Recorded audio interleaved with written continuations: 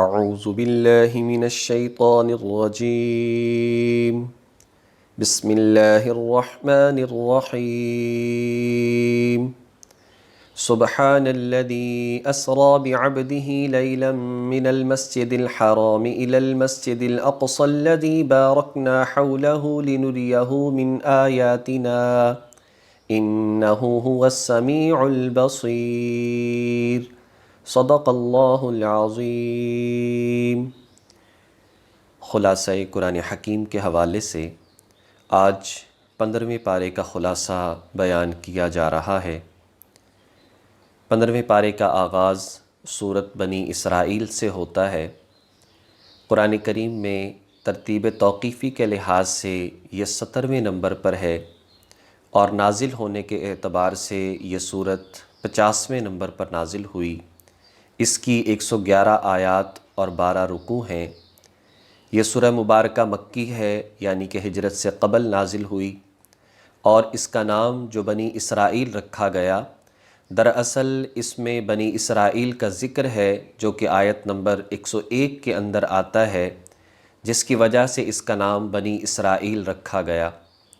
اور دوسرا، اس سورت کا نام اسراء بھی ہے، جو کہ اس کی پہلی ہی آیت کے اندر آ رہا ہے۔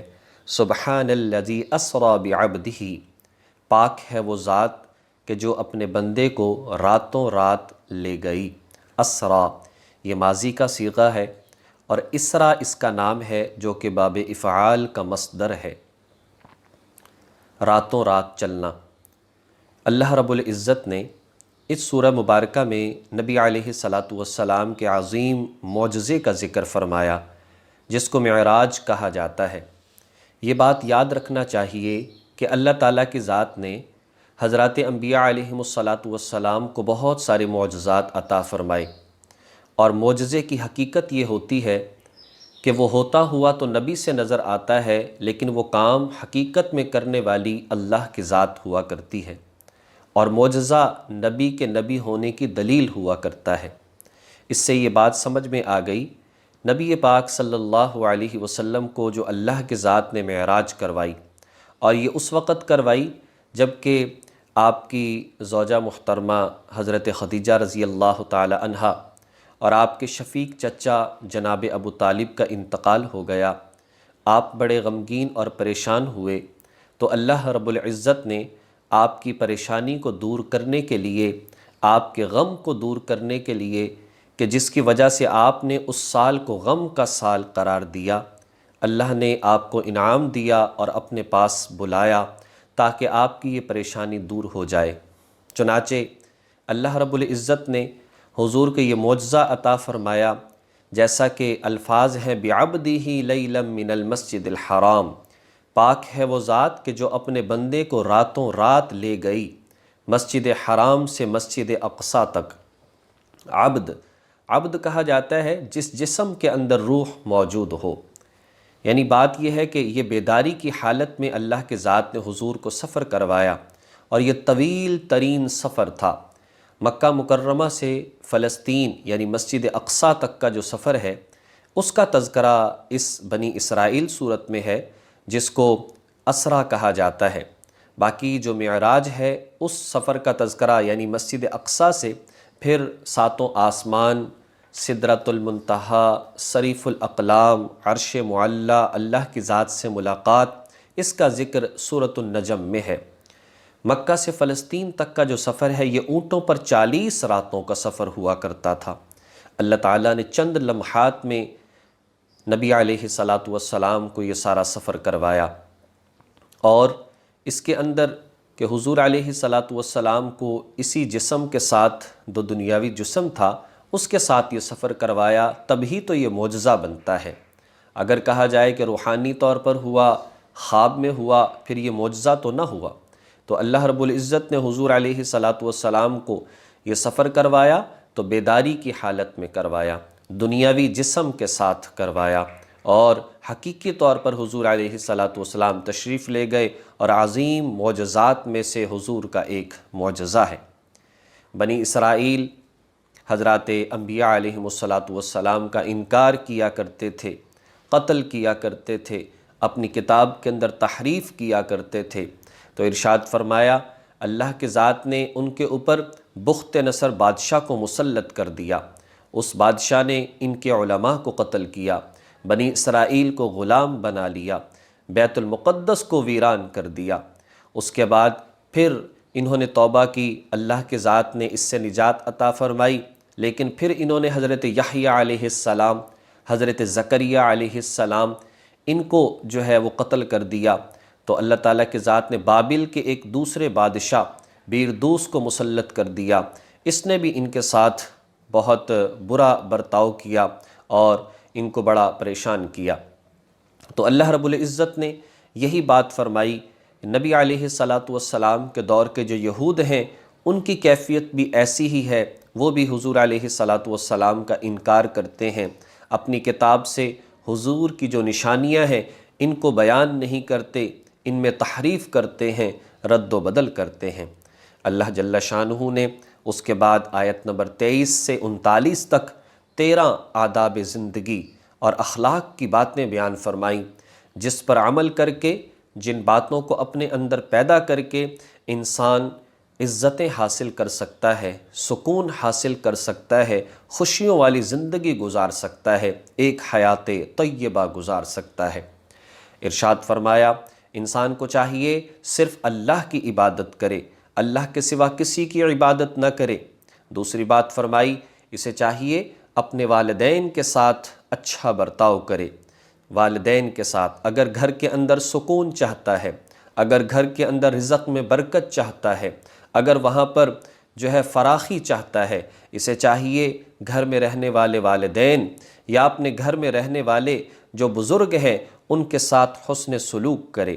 اور حسن سلوک کے حوالے سے آیت نمبر 23 اور آیت نمبر 24 کا ترجمہ پڑھ لینا چاہیے، جس میں ارشاد فرمایا، کہا کہ جب تم اما یبلغن عندک الکبر احدہما او کلاہما، جب اپنے والدین میں سے دونوں یا کسی ایک کو اپنے گھر کے اندر تم بڑھاپے کی حالت میں پاؤ، نمبر 1 فلا تقل لہما اف، ان سے ایسی بات مت کرو جس سے انہیں تکلیف پہنچتی ہو، ولا تنہرہما، انہیں جھڑکو نہیں، وقل لہما قولا کریما، ان کے ساتھ بڑے نرم لہجے میں بات کیا کرو، واخفض لہما جناح الذل من الرحمۃ، اور ان کے سامنے عاجزی کے ساتھ جھکے رہو۔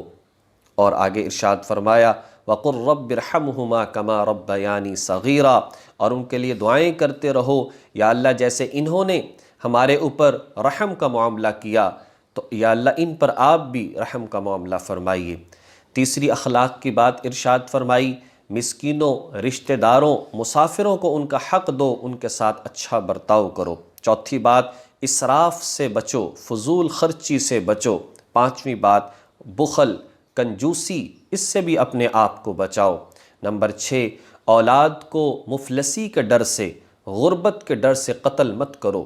نمبر 7 کسی بھی جاندار کو ناحق ناجائز قتل نہ کرو۔ نمبر 8 کسی یتیم کے مال میں گڑبڑ نہ کرو کہ اپنے مال کے ساتھ اس کے مال کو ملا لو یا اس کے مال کو ضائع کرنے لگ جاؤ کہ یہ یتیم ہے، اس کا سرپرست کوئی نہیں۔ نمبر 9 وعدوں کو پورا کرو، اللہ کی ذات سے کیے وعدے ہوں یا مخلوق سے کیے وعدے ہوں، ان کو پورا کرو۔ نمبر 10 ناپ تول میں کمی نہ کرو، جو ذمہ داریاں اللہ کی ذات نے تم پر عائد فرمائی ہیں ان کو پورا کرنے کی کوشش کرو۔ نمبر 11 جن چیزوں میں تحقیق نہ ہو ان باتوں کے پیچھے نہ پڑو۔ نمبر 12 زمین پر اکڑ کر نہ چلو بلکہ عاجزی اختیار کرو۔ نمبر 13 پھر فرما دیا، کہا کہ اللہ کی ذات کے ساتھ شرک نہ کرو۔ یہ اللہ تعالیٰ کی ذات نے آداب زندگی سکھائے، اخلاق کی باتیں سکھائیں، اس پر چل کر انسان اپنی زندگی کو بڑا خوبصورت بہترین بنا سکتا ہے۔ آیت نمبر 40 کے اندر ارشاد فرمایا مشرکین کے عقائد کیا تھے؟ وہ فرشتوں کو اللہ کی بیٹیاں کہا کرتے تھے اور بعث بعد الموت کا انکار کیا کرتے تھے، بیجا مطالبات نبی علیہ السلام سے کیا کرتے تھے، کہتے کہ فرشتے اللہ کی بیٹیاں ہیں، تو کہہ دیا کہ بیٹیوں کو تم اپنے لیے پسند نہیں کرتے، اللہ کے لیے قرار دیتے ہو، فرشتے اللہ کی بیٹیاں نہیں ہیں، اللہ کی مخلوق ہیں، جیسے تم اللہ کی مخلوق ہو۔ اور پھر بعث بعد الموت کا انکار کرتے، یہ کیسے ہمیں دوبارہ زندہ کیا جائے گا؟ آیت نمبر 49 کے اندر ارشاد فرما دیا، جس اللہ کی ذات نے بغیر نمونے کے پہلے پیدا کیا ہے، کیا وہ دوبارہ تمہیں پیدا نہیں کر سکتا؟ اور بیجا مطالبات کا جہاں تک تعلق ہے، کبھی کہتے ہمارے سامنے یہاں پر چشمہ جاری کرتے، کبھی کہتے یا رسول اللہ یہاں پر جو ہے ایسے اشارہ کریں، یہاں پر انگوروں کے باغات لہلہانا شروع ہو جائیں، کبھی کہتے اگر ہم نافرمان ہیں آسمان کا کوئی ٹکڑا ہم پر گرا دیجئے، کبھی کہتے آپ کے پاس سونے چاندی کے گھر ہونے چاہیے تھے، کبھی کہتے ہمارے سامنے آسمان پر چڑھ کر جائیں اور وہاں سے ہمارے سامنے قرآن لے کر آئیں، پھر ہم ایمان لائیں گے۔ تو بتا دیا گیا اے نبی آپ بتا دیجئے میں یہ سارے کام اپنی مرضی سے نہیں کر سکتا، جو چند معجزات بھی دکھاتا ہوں تو اللہ کے حکم سے دکھاتا ہوں، میں تو تم تک پیغام پہنچاتا ہوں، مانو گے تمہارا فائدہ ہے، نہیں مانو گے تمہارا نقصان ہے۔ آگے مزید پھر لوگوں نے سوالات کیے، جس میں سے ایک سوال یسألونک عن الروح، یہ روح کیا چیز ہے؟ آپ جواب دے دیجئے قل الروح من امر ربی، روح تو میرے رب کا حکم ہے۔ اس کے بعد آیت نمبر 85 کے اندر یہ بات ارشاد فرمائی، اور پھر آیت نمبر 105 106 کے اندر حکمت بیان فرما دی، ہم نے قرآن کریم کو کیوں تھوڑا تھوڑا کر کے نازل کیا ہے۔ قرآن کریم کو اکٹھا بھی نازل کیا جا سکتا تھا، لیکن جو اس کو تدریجاً نازل کیا، آہستہ آہستہ نازل کیا ہے، اس کی حکمت یہ ہے تاکہ سمجھنا آسان ہو، تاکہ عمل کرنا آسان ہو، تاکہ اس بات کو تم ضبط کر سکو، تمہارے اوپر مشکلات نہ آئیں، اس لیے اللہ کے ذات نے تدریجاً نازل فرمایا ہے۔ آگے ارشاد فرمایا سورہ بنی اسرائیل کے اخیر میں اللہ تعالیٰ کی ذات نے نبی علیہ السلام پر پنجگانہ نمازوں سے پہلے تہجد کو فرض قرار دیا تھا۔ جب 5 نمازیں فرض کر دی گئیں، اس کے بعد نماز تہجد کو سنت اور نفل کا درجہ دے دیا گیا۔ اس کے بعد سورہ کہف کا آغاز ہوتا ہے۔ سورہ کہف مکی سورہ مبارکہ ہے، ترتیب توقیفی کے لحاظ سے 18ویں نمبر پر ہے، ترتیب نزولی کے اعتبار سے 69 نمبر پر یہ صورت نازل ہوئی۔ اس کی 110 آیات اور 12 رکوع ہیں۔ کہف دراصل عربی میں غار کو کہا جاتا ہے۔ آیت نمبر 9 سے آیت نمبر 26 تک کچھ نوجوانوں کا ذکر ہے جو غار میں چلے گئے تھے، کس وجہ سے گئے وہ تفصیلات آگے آ رہی ہیں۔ اس سورہ مبارکہ کی جہاں تک فضیلت کا تعلق ہے تو احادیث مبارکہ میں آتا ہے جس شخص نے سورہ کہف کی پہلی 10 آیتیں اور آخری 10 آیتوں کو اپنا معمول بنا لیا، اللہ رب العزت فتنہ دجال سے اس کی حفاظت فرمائیں گے۔ ایک اور روایت کے اندر آتا ہے جس شخص نے جمعہ کو مکمل سورت کو پڑھنے کا معمول بنا لیا، اللہ تعالیٰ اس کے لیے ایک نور پیدا فرما دے گا، اور ایک جمعے سے دوسرے جمعے تک تمام موجودہ فتنے اور فتنہ دجال، اگر اس کی زندگی میں دجال آ جائے تو اللہ رب العزت اس کو محفوظ فرمائیں گے۔ اللہ رب العزت ہمیں بھی اس کا معمول اور اس کو پڑھنے کی توفیق نصیب فرمائے۔ یہ سورہ مبارکہ الحمدللہ سے شروع ہونے والی سورت ہے۔ قرآن کریم میں تقریباً 5 سورتیں ہیں جو الحمدللہ سے شروع ہوتی ہیں۔ ایک سورۃ الفاتحہ، ایک 7ویں سپارے میں سورۃ الانعام، اور ایک جو اب ہم سورت پڑھ رہے ہیں 15ویں پارے میں سورۃ الکہف، اور اس کے بعد 22ویں پارے میں آنے والی سورۃ سبا اور سورہ فاطر، یہ سب الحمدللہ سے شروع ہونے والی صورتیں ہیں۔ اس صورت میں اللہ تعالیٰ کی ذات نے 3 واقعات اور 3 مثالیں بیان فرمائیں۔ پہلا واقعہ اصحاب کہف کا ہے جو سارے کا سارا 15ویں پارے میں موجود ہے۔ دوسرا واقعہ حضرت موسیٰ حضرت خضر علیہم السلام کا ہے جس کا اکثر حصہ 15ویں پارے میں اور باقی 16ویں پارے کے آغاز میں ہے۔ اور تیسرا واقعہ ذوالقرنین کا ہے جو سارے کا سارا 16ویں پارے میں موجود ہے۔ اصحاب کہف، کہف والے، غار والے، یہ چند صاحب ایمان نوجوان تھے۔ وہاں کا بادشاہ دقیانوس بڑا ظالم تھا، مشرک تھا، شرک پر مجبور کیا کرتا تھا۔ ان لوگوں کو توحید سے ہٹانے کے لیے اس نے لالچ دی اور کہا کہ میں تمہیں عہدے دیتا ہوں، مال و دولت دیتا ہوں، لیکن یہ لوگ توحید کو چھوڑنے کے لیے تیار نہ ہوئے، پھر اس نے دھمکیاں دینا شروع کر دی، اگر تم باز نہ آئے تمہیں قتل کروا دیا جائے گا، ظلم کیا جائے گا۔ چنانچہ یہ چند صاحب ایمان نوجوان اپنے ایمان کو بچانے کی خاطر وہاں سے نکلے، جنگل میں جا کر، پہاڑوں میں جا کر ایک غار کے اندر پناہ لے لی۔ اللہ کی ذات نے 309 سال کے لیے ان کو سلا دیا، یہ سوتے رہے، حکومتیں بدلتی رہیں۔ 309 سال کے بعد یہ بیدار ہوئے، بھوک محسوس ہوئی، پیسہ جو پاس تھا اس سکے کو لیا، باہر بازار میں نکلے، سب کچھ تبدیل ہو چکا ہے۔ جب سکے کو پیش کیا، چونکہ بات سینہ بسینہ چلی آ رہی تھی، چند نوجوان تھے، اچانک غائب ہو گئے، آج تک ان کا پتہ نہ چلا۔ جب اس بات کو دیکھا گیا تو پتہ چلا کچھ نوجوان اس طریقے سے یہ سکہ لے کر ایک بندہ آیا تھا، اور پھر ظاہر ہے اللہ کی ذات کا نظام تھا، وہ دوبارہ تو نہ مل سکے، لیکن لوگوں کو اندازہ ہوا یہ سکہ تو 309 سال پرانا ہے، یہ 309 سال کے بعد پیش کیا گیا ہے۔ تو بہرحال اللہ تعالیٰ کی ذات نے ان کو دیکھو کیسے وہاں پر سلا دیا۔ اس سے ہمیں درس اور سبق کیا ملتا ہے؟ سب سے قیمتی چیز انسان کا ایمان ہے۔ مادیت ایمان میں اگر تقابل ہو جائے، پیسہ مال و دولت اس کے اندر اور ایمان کے اندر اگر کبھی تقابل ہو جائے تو ہمیشہ ایمان کو ترجیح دینا چاہیے۔ دوسری بات جو سمجھ میں آئی وہ یہ کہ بعث بعد الموت، موت کے بعد دوبارہ اٹھایا جانا یہ برحق ہے۔ دیکھ لو اللہ کی ذات نے کیسے ان کو دوبارہ سے اٹھا دیا اور دوبارہ سے زندہ کر دیا۔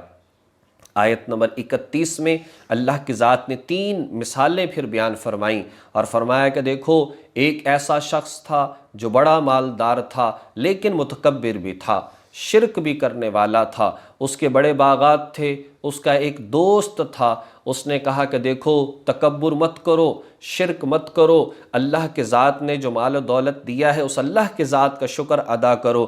وہ کہتا کہ یہ میرا کمال ہے، یہ میں نے سب محنت کی ہے، یہ میں نے اپنے دماغ کو لڑایا ہے۔ اس نے کہا کہ دیکھو دوست ایسے مت کرو، اسباب کو خدا کا درجہ نہ دو، لیکن وہ باز نہ آیا۔ اللہ کی طرف سے آفت آئی، اللہ کی طرف سے باغ کو برباد کر دیا گیا، ہلاک کر دیا گیا، کوئلہ بنا دیا گیا۔ اب وہ پچھتانے لگا، اب کہنے لگا ہائے میری بربادی، میں نے کیوں تکبر کیا، میں نے کیوں شرک کیا۔ اب کہہ دیا گیا کہ پچھتانے کا کوئی فائدہ نہیں۔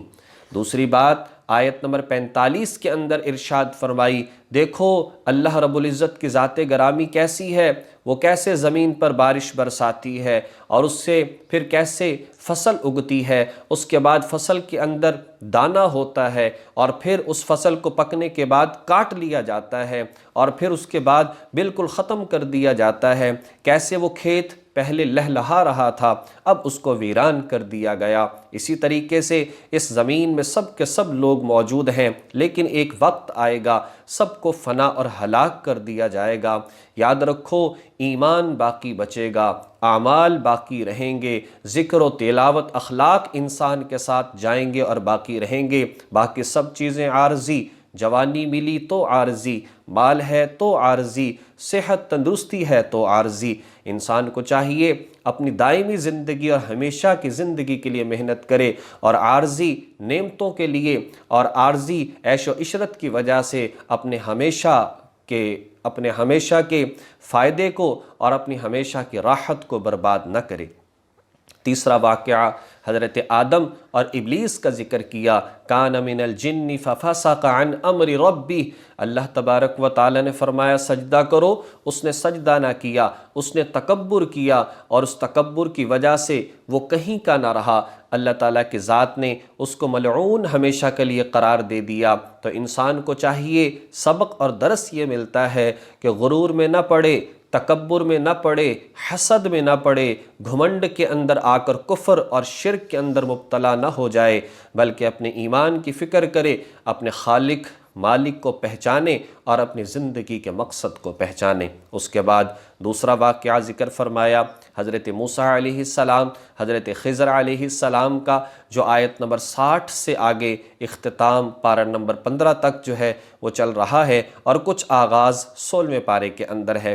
اللہ رب العزت نے حضرت موسیٰ علیہ السلام سے کہا آپ جائیے، ایک سمندر کے کنارے میرا ایک بندہ رہتا ہے، ہم نے اس کو وہ علم دیا ہے جو ہم نے آپ کو علم نہیں دیا۔ دراصل حضرت موسیٰ علیہ السلام اللہ تعالیٰ کے تشریعی نبی تھے، ان کو تشریعی علم عطا فرمایا، اور خضر علیہ السلام کو اللہ نے تکوینی علم عطا فرمایا۔ تکوینی علم وہ ہوتا ہے اب ایسا ہوگا، آگے حالات ایسے آنے والے ہیں، یہ اس طرح سے کیوں ہوا، یعنی حالات کے حوالے سے اللہ کے ذات نے علم عطا فرمایا۔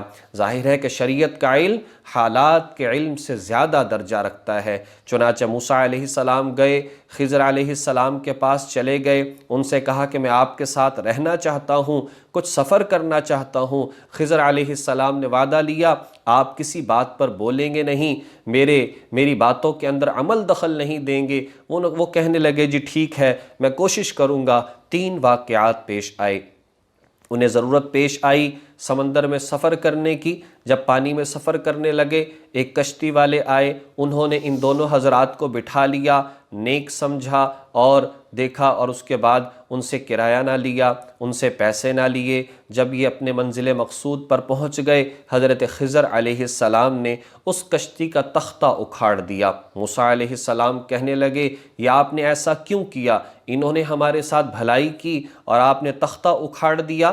اس پر خضر علیہ السلام نے فرمایا میں نے نہیں کہا تھا کہ تم میرے ساتھ نہیں چل سکو گے، میرے ساتھ رہنا ہے تو خاموش رہو۔ بہرحال چپ ہو گئے۔ اس کے بعد آگے گئے، ایک جگہ پر گئے، وہاں پر کچھ بچے کھیل رہے تھے۔ خضر علیہ السلام نے ایک بچے کو قتل کر دیا۔ موسیٰ علیہ السلام پھر بگڑ پڑے، یہ آپ نے کیا کیا؟ کہا کہ آپ الگ ہو جائیے۔ پھر کہا کہ اچھا چلیں، میں آپ اس پر خاموش رہتا ہوں۔ تیسرا، پھر اس کے بعد ایک جگہ ایک بستی میں گئے، انہوں نے ان دونوں حضرات کا اکرام بھی نہ کیا۔ ان کی ایک دیوار گرنے والی تھی، حضرت خضر علیہ السلام نے دیوار کو درست کر دیا۔ اس پر پھر موسیٰ علیہ السلام کہنے لگے انہوں نے ہمارے ساتھ اچھا برتاؤ نہ کیا، ہمارا اکرام نہ کیا، اور آپ ان کا بھلا کر رہے ہیں، ایسا آپ نے کیوں کیا؟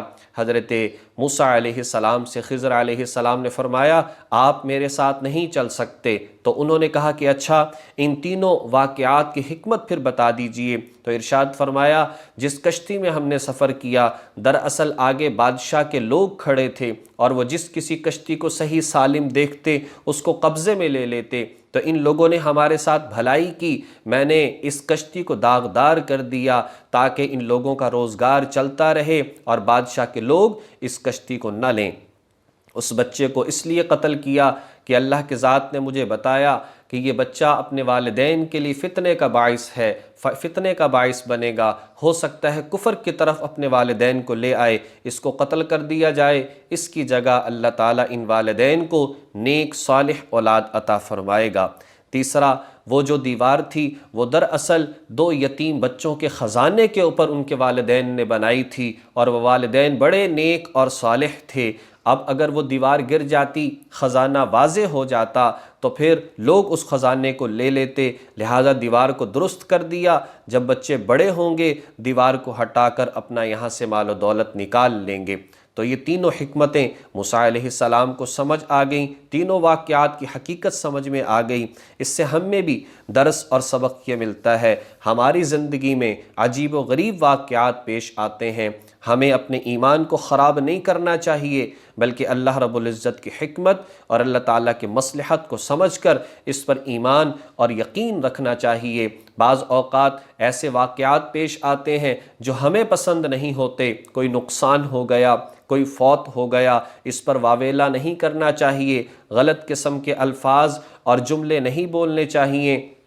کبھی موسم کے حوالے سے ایسا ہو گیا، کبھی حالات کے حوالے سے ایسا ہو گیا، ہمیں اللہ تعالیٰ کے فیصلوں کے مقابلے میں اپنی رائے، اپنا مشورہ، اپنی باتیں، اپنی عقل کو پیش نہیں کرنا چاہیے۔ اور یہ بات بھی سمجھ میں آ گئی اگر والدین نیک ہوں چاہے دنیا سے چلے جائیں، ان کی نیکیوں کے اثرات ان کی اولاد پر بھی پڑتے ہیں۔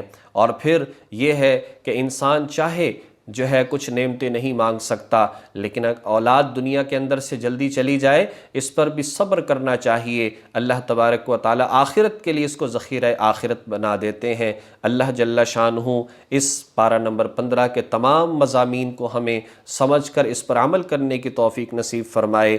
وآخر دعوانا ان الحمد للہ رب العالمین۔